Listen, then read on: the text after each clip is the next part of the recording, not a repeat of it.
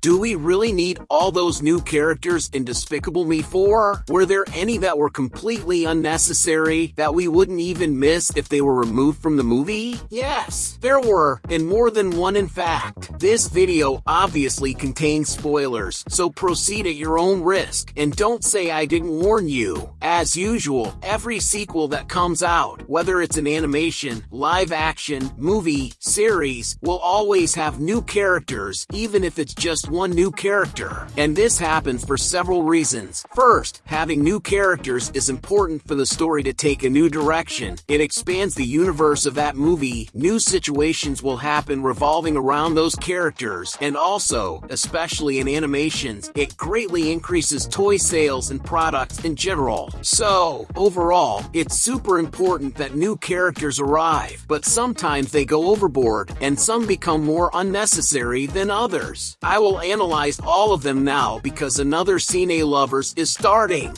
Welcome to the 6th movie in the Despicable Me franchise, and the 7th is already in production. Minions 3 arrives in 2027. I told you this sequel was happening. Speaking of those little yellow guys, let's start with the Mega Minions. Illumination simply had the idea of the decade, combining minions with superheroes. Silas took 5 minions and tested the new AVL experiment on them. One is shaped like a rock, another could fly, one had a laser beam, one was super strong, and one was all elastic. It was kind of strange to think how they would incorporate the Mega Minions into the story with Gru and Maxime Le Mal. To be fair, there is a quick scene at the end where the Mega Minions, along with the animals they recruited, run over Maxime, finishing him off for good, which any other character could have done. The reality is that we wanted to see the Mega Minions' powers used against evil. The opportunity they had to show them fighting and saving people on the streets was just a mess. So the Mega Minions were more about selling products and providing comic relief in the movie because they are funny. There's no denying that, but they don't add to the story.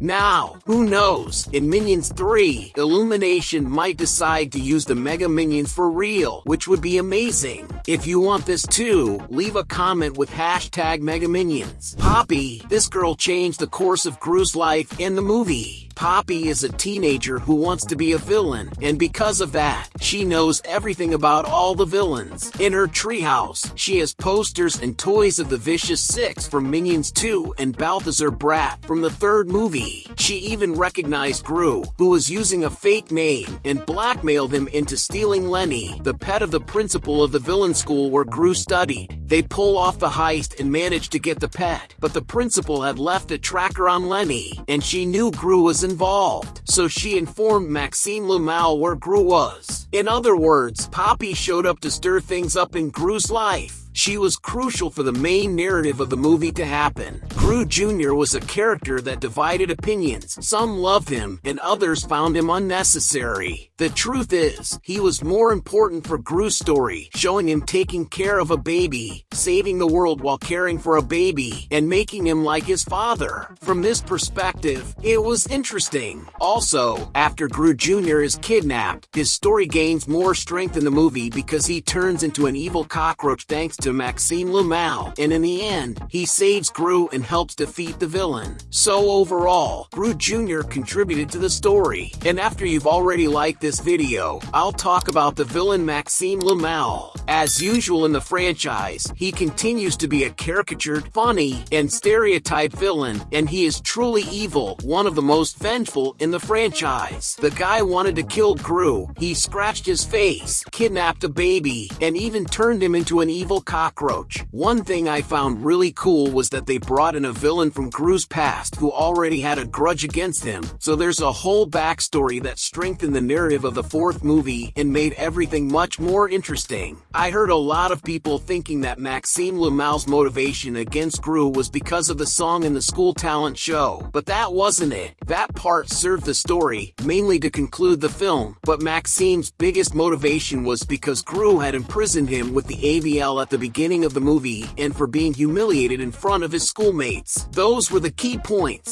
Along with him, there was his girlfriend Valentina, who I still don't understand what she did in the movie. She simply did nothing for the story. In fact, I've read several comments here on YouTube and in other places agreeing with this too. And it's true. She has no motivation. She doesn't interfere in Gru's life. She's just there to be by Maxime Le Mal's side. If they put her in the movie, they could have given the character a much bigger relevance, just like this video. The more likes it gets, the more relevant it becomes, and YouTube understands that it's good and sends it to more people. The principal, she caused a lot of trouble for Gru and was a very important character. She is the principal of the villain school where Gru and Maxime studied in their childhood, and she is the one who realizes that Gru participated in the theft of Lenny. She discovers Gru's location and also informs Maxime Le Mal where Gru is. She even goes to his house to confront him, and a big fight breaks out, during which the villain kidnaps Gru Jr. No one even noticed because everyone was involved in the fight. I think Despicable Me 4 is the film in the franchise with the most new characters, and they made some good choices with these characters. To me, the most important new additions to this film are Maxime Le Mal, Poppy, and the director.